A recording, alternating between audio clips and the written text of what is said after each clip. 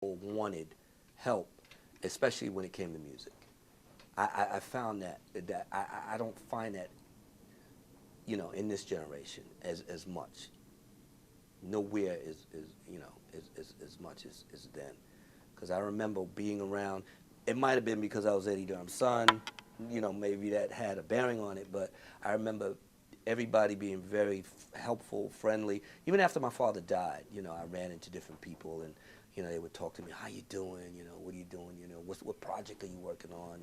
If you ever need any help, blah blah blah. That type of thing. And it's very comforting that they were just more down home, I guess. They struggled more than we had to. We take a lot of stuff for granted.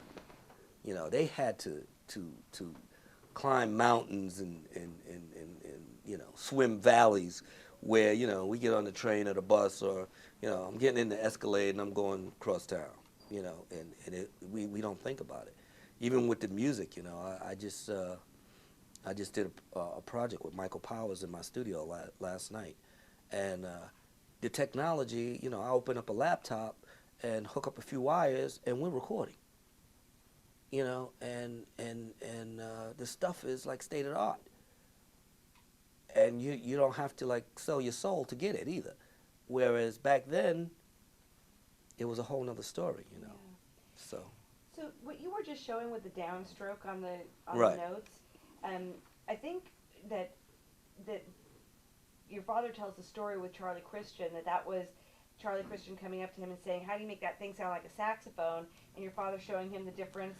Right, the different techniques of how to strike the note, and you have to.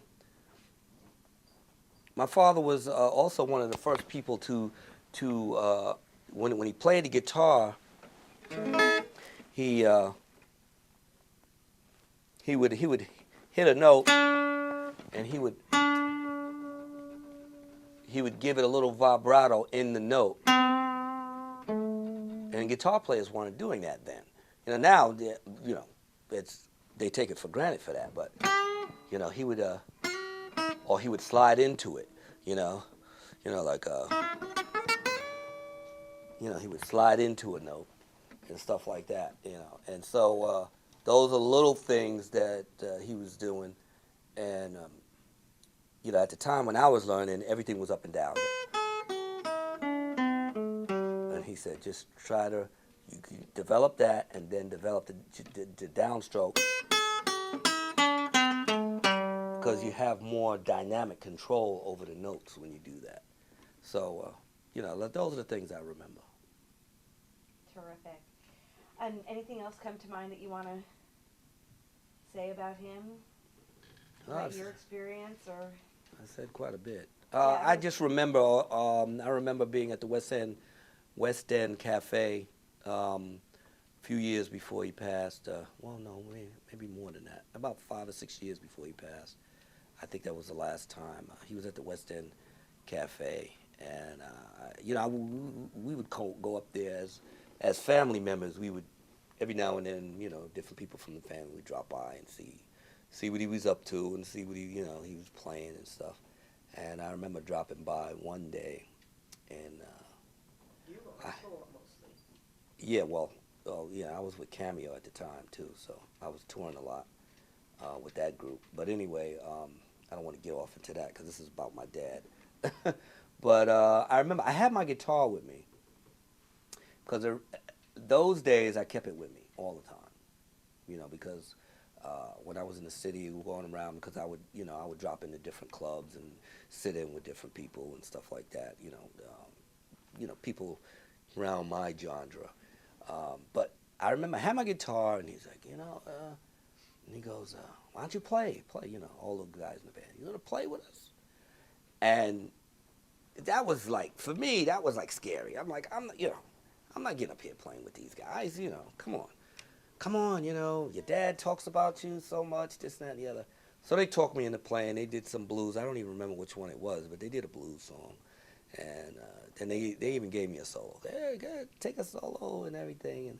And I did it, but I like my bones were falling apart in my body, But I got through it, and that was one of my most fondest memories, because I got a chance to play with my dad, and I really wish that somebody had videoed that, because that would have been really something. But it's videoed here, so I remember that.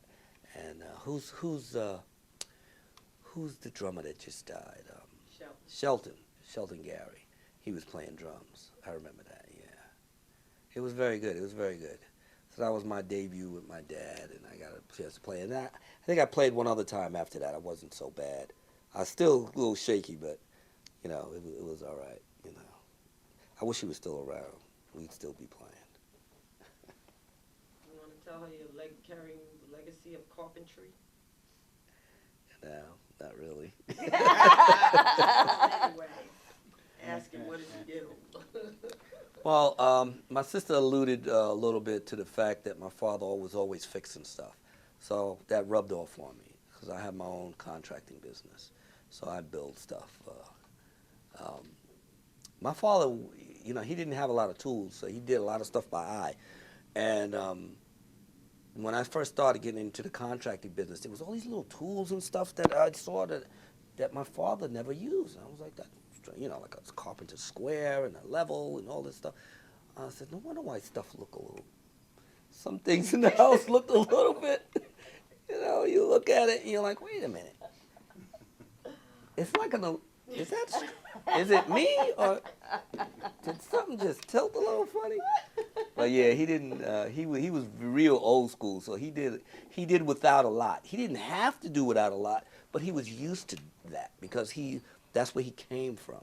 So even though over the years, when all these different tools and all these different things were being developed, he just never picked them up because he wasn't used to it.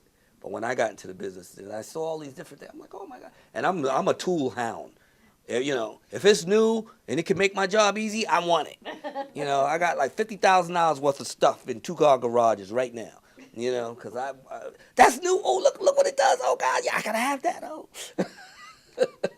So in that respect, we're opposite. But yeah, he was an amazing guy, and I miss him. When I think about him hard enough, he comes to life, and it's really amazing the things that he's done. That's it. That's